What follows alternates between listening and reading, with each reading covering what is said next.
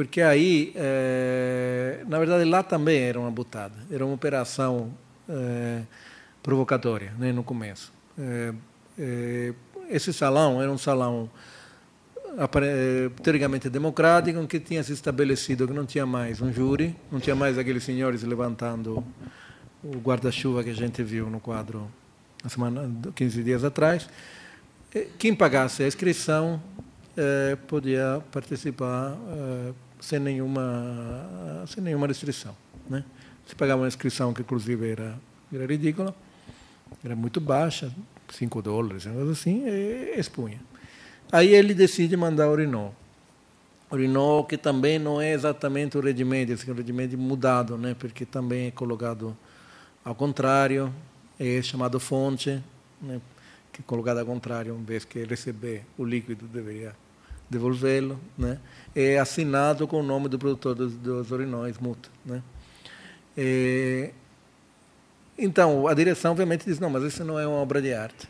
Aí começa a discussão, quem decide que é uma obra de arte.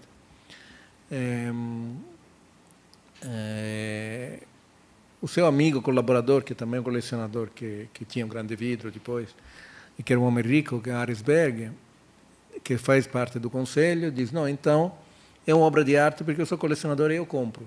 O que comprova que é obra de arte é o cheque, né, que ele dá, e, portanto, estabelece que é obra de arte. Mas aí eles, enfim, não conseguem passar essa ideia, e eles tiram esse urinol da exposição, levam para o estudo de um grande fotógrafo e galerista americano, se chama Stiglitz.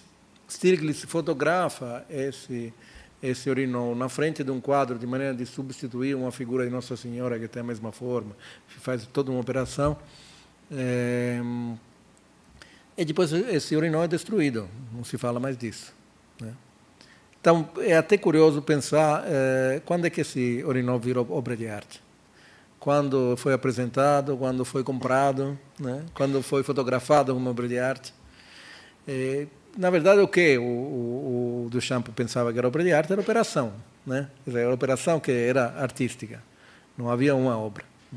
Depois, esse urinol vai ser reapresentado em algumas exposições retrospectivas, e aí, na verdade, como todos os Redimedios, até a década de 60, nunca é o Redimede original. O Duchamp é sempre um cara, o curador compra na loja na esquina uma pá da neve, um urinol, um coador de garrafa, Duchamp assina e depois é destruído depois da exposição, né?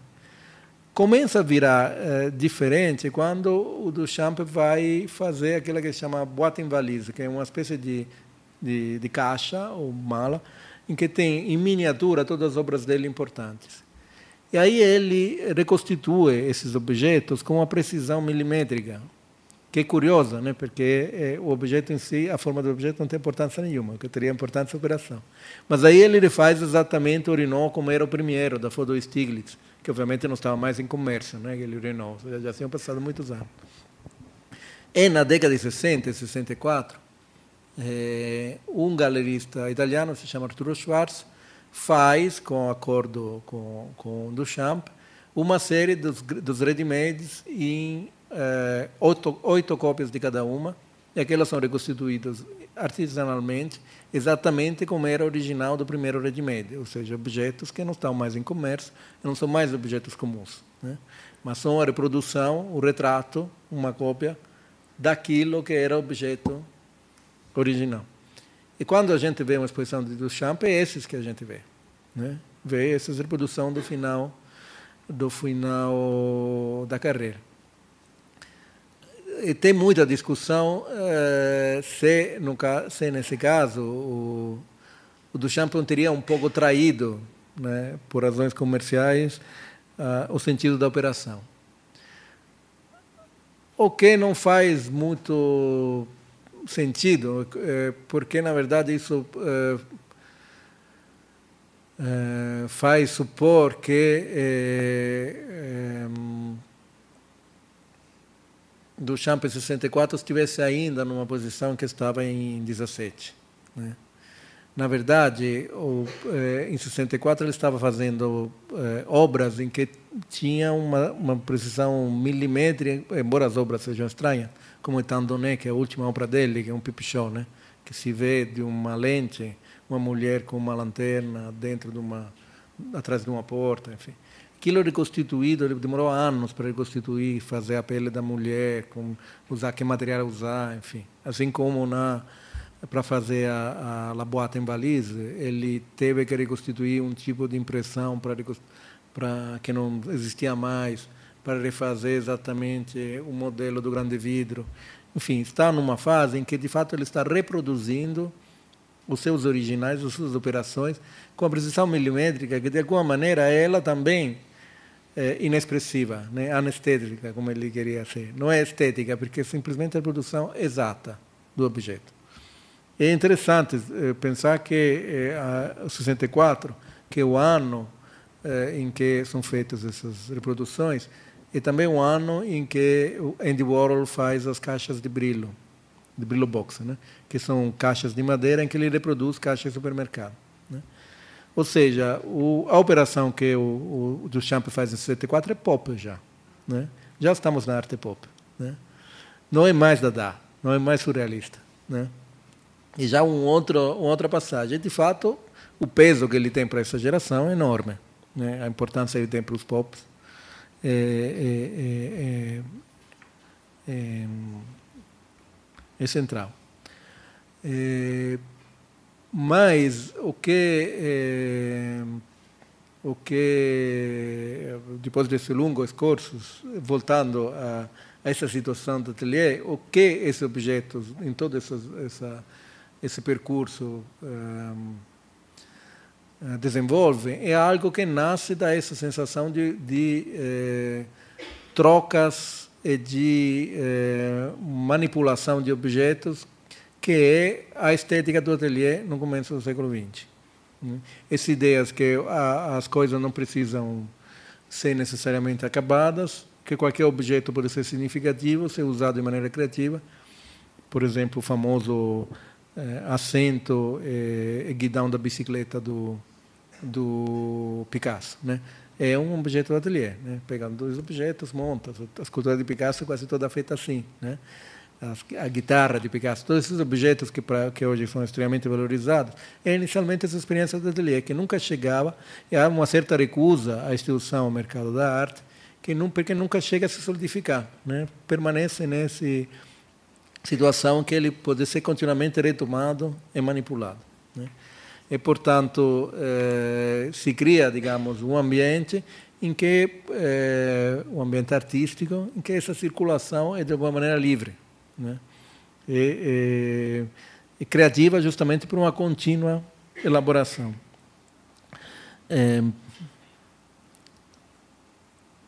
Esse é a primeira vez que o coador de garrafas é mostrado, numa exposição surrealista de 1936 na Galerie Raton, em Paris.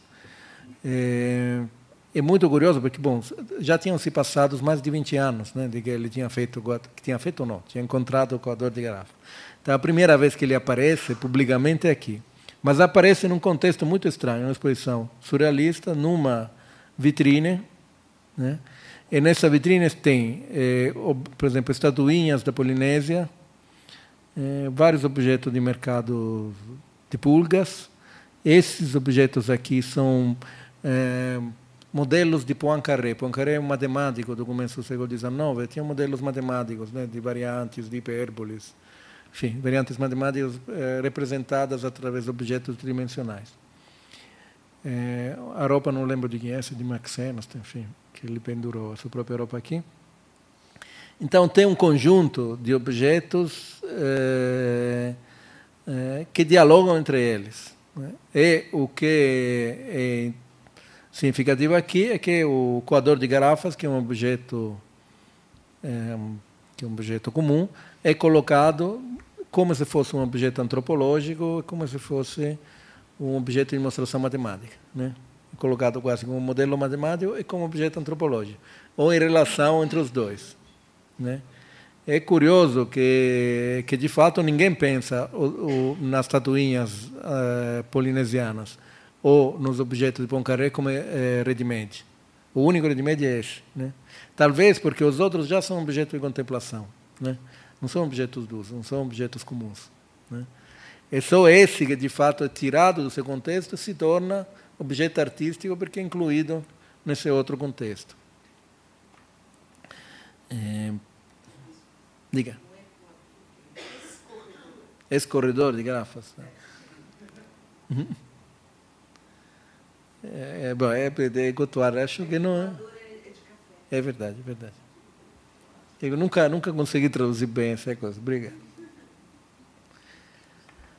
Bom, eu queria agora também centrar um pouquinho mais sobre um outro artista para o qual o ateliê é central e que passa por várias fases, que é o Giacometti, né? O Giacometti não apenas desenha repetidas vezes o ateliê. Esse é um desenho já da década de 50, 60, porque essa é uma escultura da década de 50. Né? O desenho não é datado, mas pela escultura a gente pode adivinhar. E, sobretudo eles parecem, no começo, buscar uma estética muito ligada a essa ideia do objeto manipulável, da relação tátil com o objeto. Ele tem um texto famoso que ele escreve para o seu galerista, que é Pierre Matisse, filho do Henri Matisse, que tinha galeria nos Estados Unidos. Ele pede um texto biográfico. Ele diz que ele estava estudando na academia quando era muito jovem e começa a ter um problema em moldar as esculturas, porque tem a sensação que as esculturas são moldáveis ao infinito, que se ele começa a fazer um nariz, a distância entre as narinas, estou um pouco resumindo o que ele diz, a distância entre as narinas fica infinita, ele pode mexer aquilo continuamente. Quer dizer, a sensação tátil da distância não chega a criar um volume do ponto de vista óptico, contemplativo, né?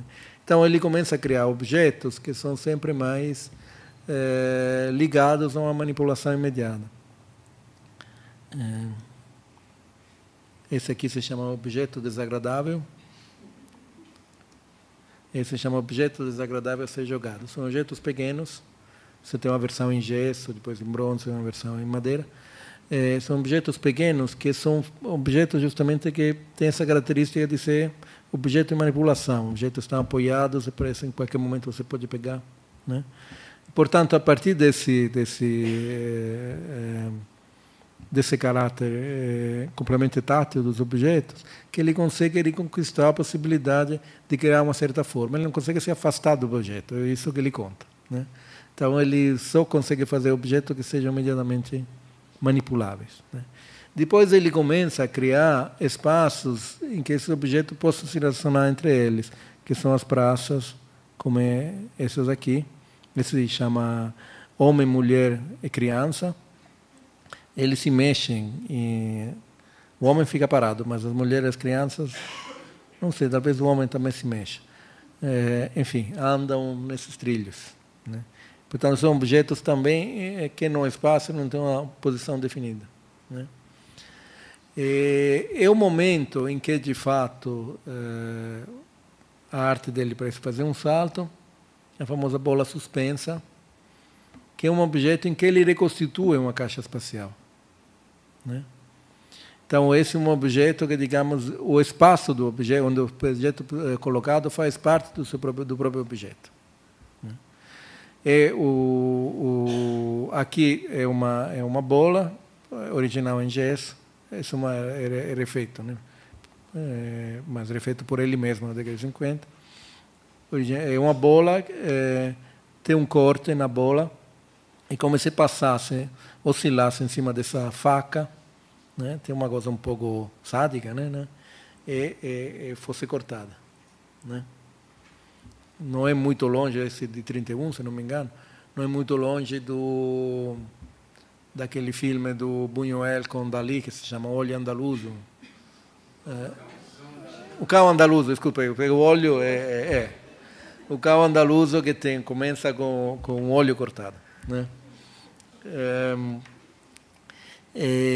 O que acontece aqui? De um lado, esse problema tátil da fricção, da relação imediata, manipulável dos objetos, é colocado de maneira ainda mais dolorida, né, dentro dessa estrutura. Do outro lado, ele reconstitui um espaço em que esse objeto é colocado e que, de alguma maneira, é separado do espaço comum.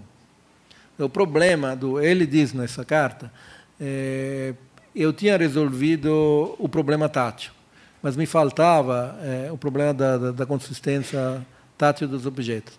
Mas me faltava um certo lado cortante, uma certa ideia de espaço, né? Esses objetos não conseguia estabelecer sua relação com o espaço, né?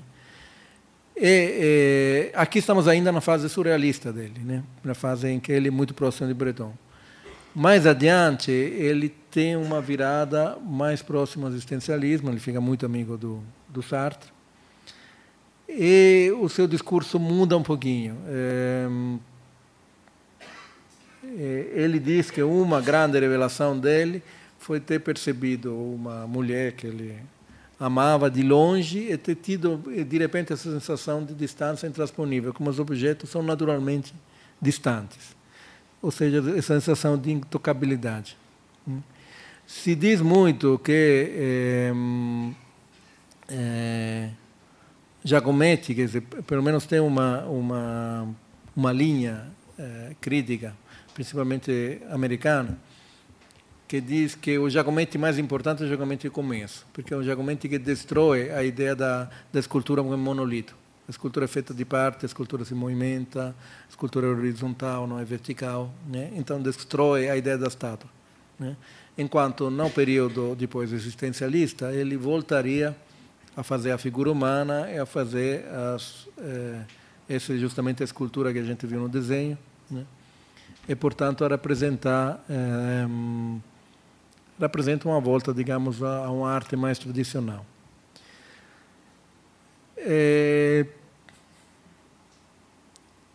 Isso só é verdade, depois vamos voltar sobre essa questão do monolito, porque é uma outra questão importante do ponto de vista das bordas. Só é verdade a partir de uma certa leitura da escultura contemporânea, que é uma leitura que diz o seguinte: a partir o que caracteriza a pintura moderna em relação à pintura tradicional? É que ela não dá mais a ilusão de espaço, ela aceita a materialidade e seu suporte, que é plano. O que seria, então, o correspondente para a escultura? É que a escultura não dá mais a ilusão que dentro ela seja articulada. Ou seja, a escultura é feita só de superfície, na verdade, dentro ela é amorfa, né? E, portanto, o que iludia na estátua tradicional é o fato de você ter a impressão que a escultura tinha osso, músculo, né? Quer dizer, a escultura era feita de alguma coisa abaixo da pele, né? O que caracterizaria a escultura a partir de Rodin é que, na verdade, a partir de Rodin começa a ter um descompasso entre a superfície e a estrutura da peça, que faz com que nós não acreditemos mais que dentro daquele volume tenha um ser orgânico articulado. Com Rodin começa a perder essa relação com a organicidade, e aí sempre mais ele vai perdendo. E os momentos decisivos seriam as esculturas de Picasso, como a guitarra ou aquele ferro fundidos, né, ferro soldado, que é feita apenas de linhas de ferro soldados, e Giacometti da fase da década de 20 e 30, que são esses objetos meramente táteis, ou essas gaiolas, ou essas praças, né? Quando ele volta a esse tipo de escultura, ele voltaria, portanto, a uma coisa mais tradicional. Eu tenho a impressão que esse tipo de narrativa é uma narrativa construída para chegar no caso do Greenberg é evidente, para chegar à escultura americana da década de 40, 50, que é David Smith, enfim, é uma escultura, ou Rauschenberg, escultura feita de combinação de objetos, né, ou de elementos soldados, né. E, portanto, uma ideia de escultura que aí vai construir uma genealogia a partir de Rodin para justificar isso, né. Eu nunca tenho a impressão, não trouxe nenhuma imagem, mas nunca tenho a impressão, olhando o Rodin, que não tenha força muscular. Tem uma força muscular desgraçada olhando o Rodin, não é verdade? Eu não digo que não possa se ver Rodin no início de um descolamento entre a superfície e o interior, mas não é a única leitura possível, né? De um certo ponto de vista, essas obras do Giacometti são mais descendentes de Rodin do que as obras do Tony Smith, David Smith, enfim, dos escultores que, segundo uma tradição crítica, seguiriam essa filiação. Mas são numa direção oposta. O que caracteriza essas esculturas de um lado, que tem uma presença do manuseio da mão, do escavar a figura até quase reduzi-la a nada, que é justamente um elemento tátil extremamente forte. As esculturas de Giacometti são feitas, se você tem uma exposição recente muito boa na Pinacoteca, você vê, né, aquele trabalho da mão que vai escavando até reduzi-la a nada, né? E Giacometti, de fato, ele fazia a escultura, o irmão, à noite, fundia e depois ele continuava, né, até acabar completamente, né? A escultura ia se destruindo sozinha, né? Por outro lado, essas esculturas, a partir da bola suspensa, mas também dessa escultura com bases, eles criam seu próprio espaço, né? Quer dizer, eles sugerem um espaço que é dado pelo próprio movimento da escultura, né? Uma escultura do Giacometti, eles carregam seu espaço. O Sartre diz, num texto brilhante sobre Giacometti, que as esculturas de Giacometti são sempre distantes, não adianta eu me aproximar. Eles estão sempre num espaço que, para mim, é inalcançável. Eles parecem que estão sempre longe, né? Ele parece ter conseguido representar a distância, a essência da distância, né? Não o caráter puramente relativo da distância. Então, de certa forma, de uma maneira muito existencialista, a gente pode dizer que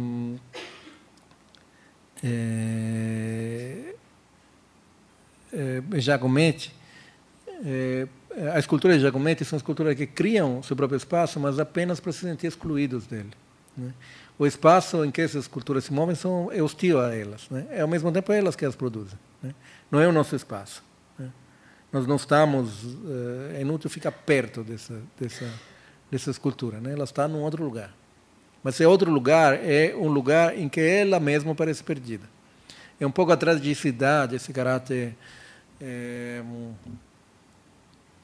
aflito, né, que as esculturas do Giacometti têm, é um pouco devido justamente a essa capacidade de problematizar o espaço dentro da própria escultura. É muito difícil a rigor colocar mal um Giacometti, né? Porque o espaço dele é dele. Quer dizer, é claro que dá para montar bem, dá para montar pior, mas em todo caso, o espaço que ele estabelece não é um espaço que é dado como espaço em volta ao redor, né? Se como, por exemplo, em outras fotos, se estiver no ambiente, ou até como numa foto que está na capa do livro do Tassinari, está no meio de uma rua, no meio de um gramado, essa escultura é exatamente a mesma, né? Parece que ela consegue uma plena autonomia em relação ao espaço. Bom, então, resumindo, em relação a essa questão do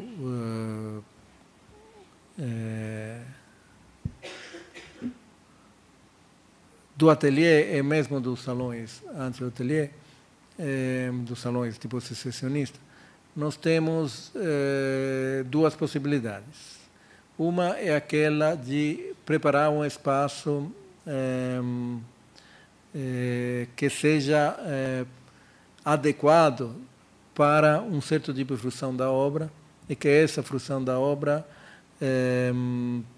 seja compreensível apenas naquele espaço, né? É o caso da exposição Beethoven, né? Outro, obviamente, pode ser reconstituído, os fragmentos foram reutilizados, mas não é a mesma coisa, né? E outro é conseguir uma tal independência da obra em relação ao espaço que a obra é estranha a qualquer espaço em que ela seja colocada. Já isso é significativo em relação a seu valor estético. É o caso do ready-made do Duchamp, né, que ele tem valor justamente porque contrasta com qualquer outra coisa que nós esperamos dele. Por isso eu acho que as exposições do Duchamp muitas vezes são decepcionantes, né, porque você faz uma fileira de ready-made, você tatura, né, não tem mais estranheza, né, na verdade. E os objetos são objetos, né, não tem nada a ver lá, senão justamente a operação em que o ready-made cria uma sensação, uma escala de valores diferente em relação ao espaço. É o caso de obras como essas do Giacometti, de toda seu percurso, não faço diferença entre as mais antigas e as novas, em que tem uma estranhidade natural do objeto em relação ao espaço, uma espécie de desarranjo do objeto em relação ao espaço. Esse desarranjo, essa estranhidade, é a verdade da obra. Se, no caso dos impressionistas, o desarranjo do mundo encontrava lugar na obra, né? No caso do Giacometti, o desarranjo do mundo se manifesta na obra, né? Se torna presente na obra, né? A estranhidade se torna presente na obra, é lá que existe, lá que se revela, então se torna reflexiva, né? E nós podemos vê-la, né? Antes de concluir, tem um outro exemplo que só que eu não numerei, então vou ter que procurar aqui.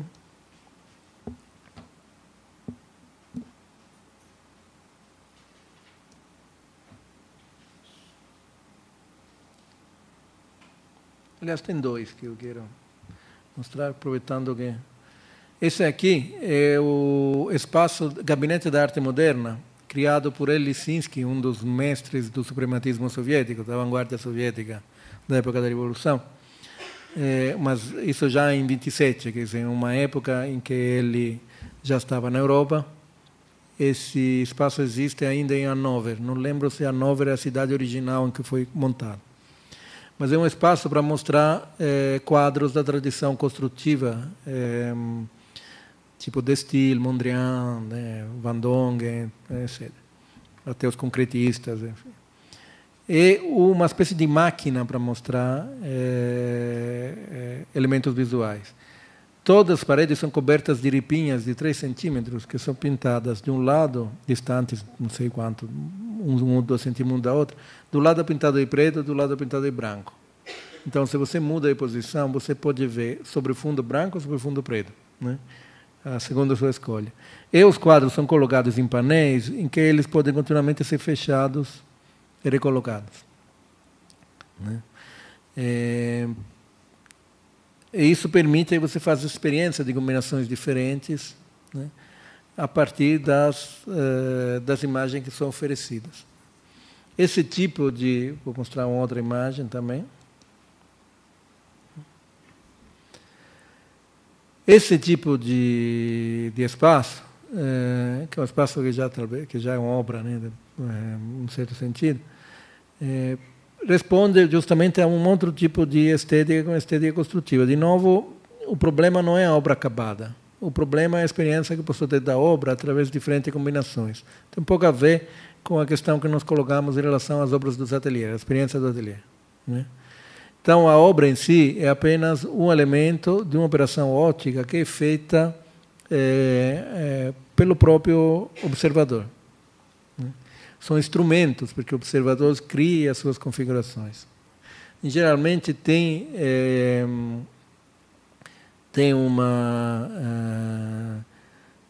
um sentido muito democrático, né, nas tendências construtivas, né? Eles são até didáticas, né, às vezes, né? A ideia é que a boa forma é perceptível por todo mundo, né? E que se trata de fazer essa experiência de adquirir informações através de modelos, protótipos, enfim, protótipos que os artistas oferecem, né? Se trata, portanto, de objetos que não têm valor em si, mas têm um valor enquanto eles se prestam a certas operações, né? Ovviamente isso também representa um problema, né? Porque onde é que está a obra aqui, né? Qual onde é que se define, de fato, um valor ou uma ordem aqui, né? É apenas uma série de produções, de combinações contínuas e infinitas, né? Podemos afirmar que uma dessas obras se cristaliza numa solução, né? Numa verdade, né? Em algo que adquire um valor em si. A princípio, apenas enquanto elas são objeto desse processo contínuo. Então, uma ideia rigorosa, né, de um construtivismo desse tipo é que as obras são instrumentos de uma organização do espaço, de uma ordem do mundo que você vai definindo a partir desses elementos, né? Agora, aqui também tem posições diferentes. A mais rígida não diria, a mais extrema é aquela do Mondrian, né? Como o quadro expressão da interioridade, nesse sentido, ele retoma alguma coisa que a gente viu no simbolismo, no secessionismo vienense, e tem que eliminar do quadro tudo aquilo que é anedótico, ou seja, tudo aquilo que não é basado sobre a ordem fundamental das horizontais e das verticais perpendiculares e das cores fundamentais, né? Se nós inserirmos nessa construção algo específico, mais específico, por exemplo, uma diagonal, já estamos fazendo já estamos colocando uma anedota, na verdade, né? Então, o quadro já não é mais a expressão de um universal, mas a expressão de uma singularidade. Essa expressão da singularidade continua a ser um objeto dentro do mundo e não uma alternativa de ordem do mundo, que é representada justamente por essa ordem que nada deve à ordem sensível exterior, né? Que é a ordem das diagonais, das verticais. Tem a famosa história que o Mondrian, quando ia no campo, sentava sempre de costa para a janela para não ver a natureza, né? Porque tem essa coisa, a natureza é apenas anedota, né? É apenas individualidade, singularidade. O que conta são os princípios gerais. Tudo o resto não pode ser considerado.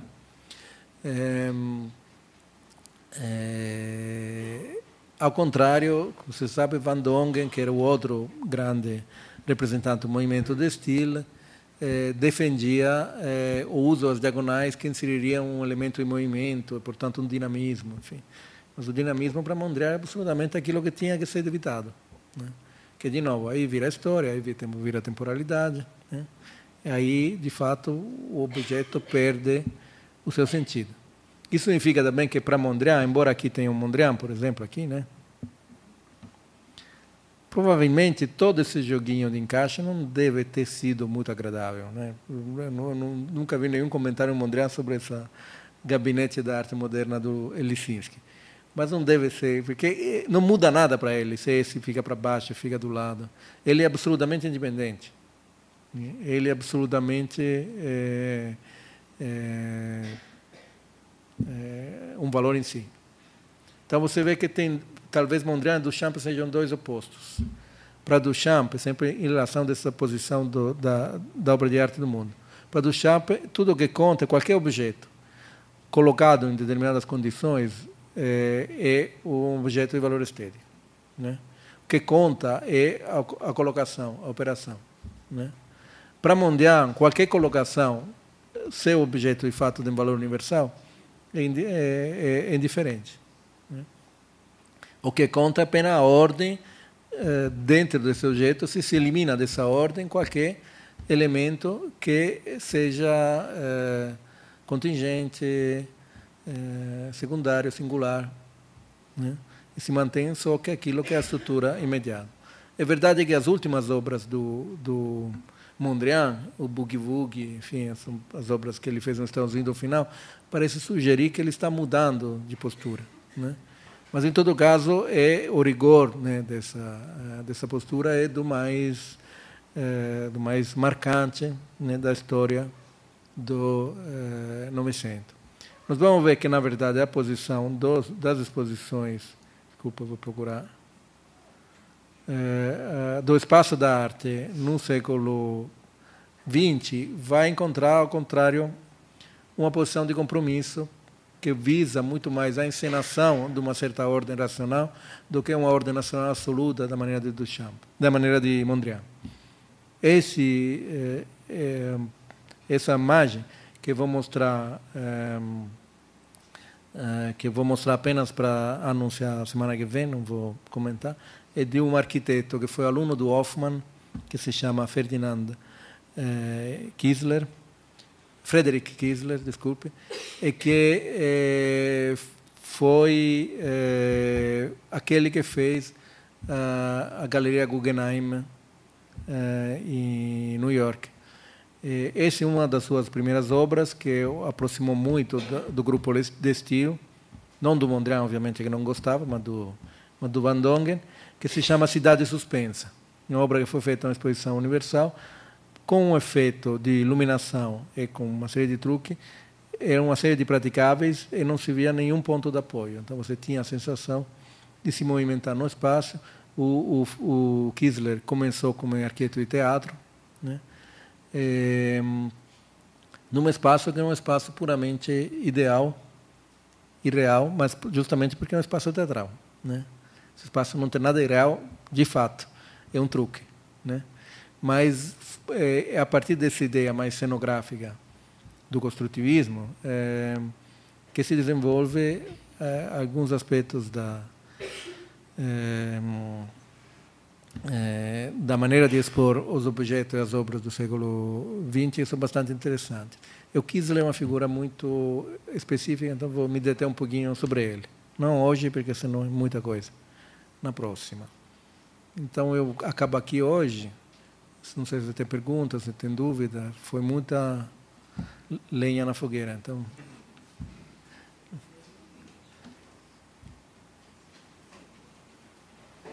bom, se não tiver, então, a próxima semana, a mais. Boa noite.